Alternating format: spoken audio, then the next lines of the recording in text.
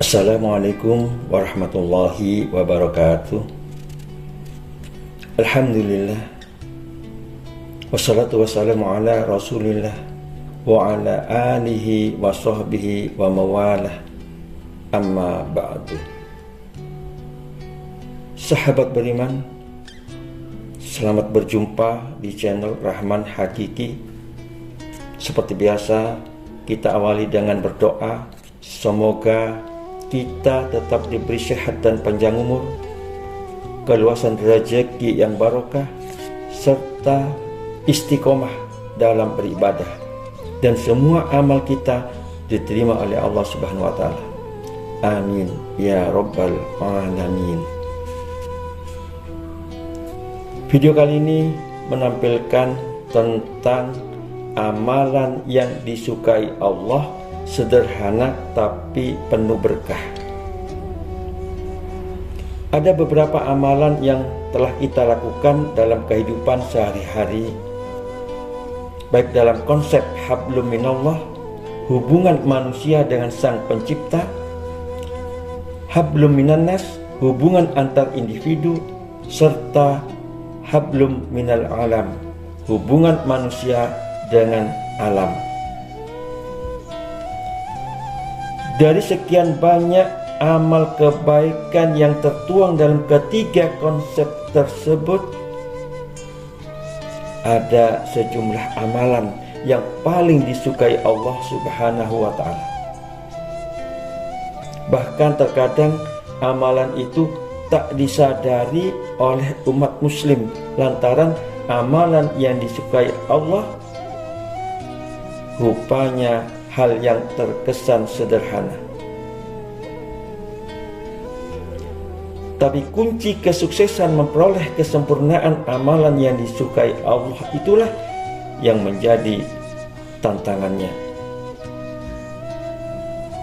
yakni istiqomah atau konsisten menjaga meski sedih. Hal ini ditegaskan pula dalam hadis Nabi Muhammad SAW, ahabul a'mali ilallahi adwamuha wa in qalla. Amal kebaikan yang paling dicintai Allah adalah yang kontinu meski sedikit. Hadis riwayat Muslim. Dengan kata lain, sebuah amalan dalam Islam tidak hanya dinilai dari jenis kebaikannya, melainkan kesinambungannya. Amalan yang besar tapi berhenti di tengah jalan tak lebih baik dari amalan kecil yang berlangsung terus-menerus. Sebab yang kecil jika lestari maka suatu saat akan menjadi besar. Sementara amalan yang besar tapi stagnan bisa terkikis perlahan. Itulah makna dari amalan yang paling disukai Allah. Berbagai amalan yang disukai Allah telah tertuang dalam kitab suci Al-Quran dan sejumlah hadis. Alangkah baiknya jika kita bisa menjaga kedisiplinan dalam menunaikan amalan yang disukai Allah. Berikut ini beberapa amalan yang disukai Allah yang sederhana tapi jarang diketahui umat muslim. Pertama, amalan yang disukai Allah adalah mempermudah urusan orang lain. Mempermudah urusan orang lain merupakan salah satu contoh dari sikap hablum minannas. Ada banyak cara yang bisa kita lakukan untuk mendapatkan pahala dari amalan yang disukai Allah satu ini, seperti membahagiakan orang sekitar, membantu, mentraktir teman, dan sebagainya. Bahkan kehebatan dari amalan yang dicintai Allah ini diperumpamakan lebih baik daripada iktikaf di Masjid Nabawi selama 1 bulan. Hal ini dijelaskan oleh Rasulullah SAW dalam sebuah hadis yang artinya Manusia yang paling dicintai Allah adalah yang paling bermanfaat untuk manusia.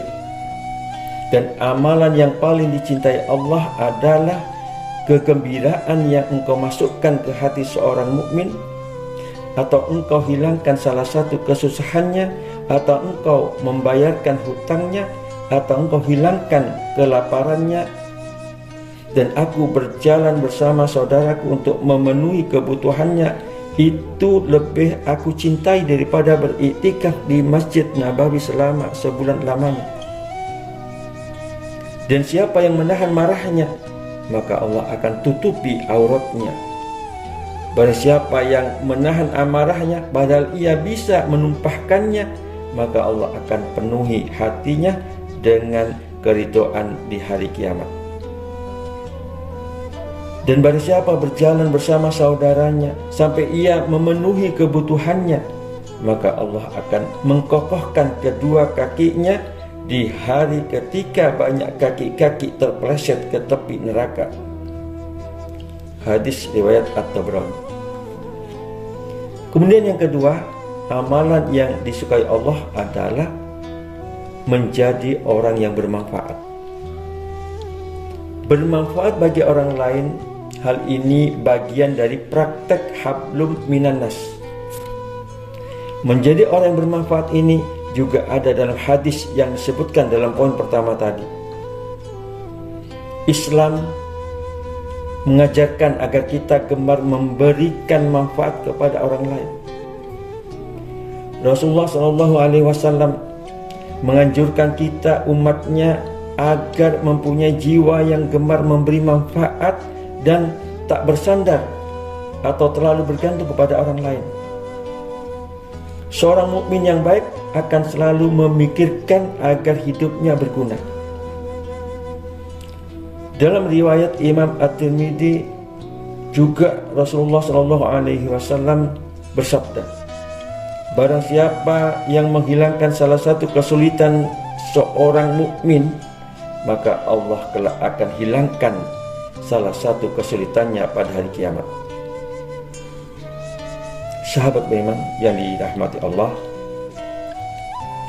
amalan yang disukai Allah berikutnya, yang ketiga, adalah berbakti kepada kedua orang tua, baik saat mereka masih hidup maupun telah wafat. Selama mereka masih ada, berbakti dan memuliakannya tanpa menyakiti. Hal ini menukil dalam penggalan surah Al-Isra dalam kitab wa qadha rabbuka alla ta'budu illa iyyahu wa bil walidaini ihsana. Dan Tuhanmu telah memerintahkan supaya kamu jangan menyembah selain Dia, dan hendaklah kamu berbuat baik pada ibu bapakmu dengan sebaik-baiknya.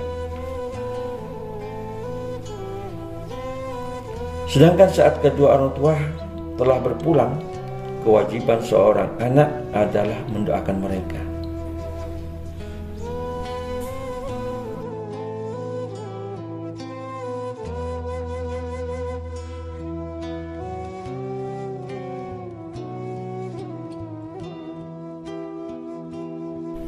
Dari Ibnu Mas'ud, dia berkata, aku berkata, wahai Rasulullah, amal apakah yang paling utama?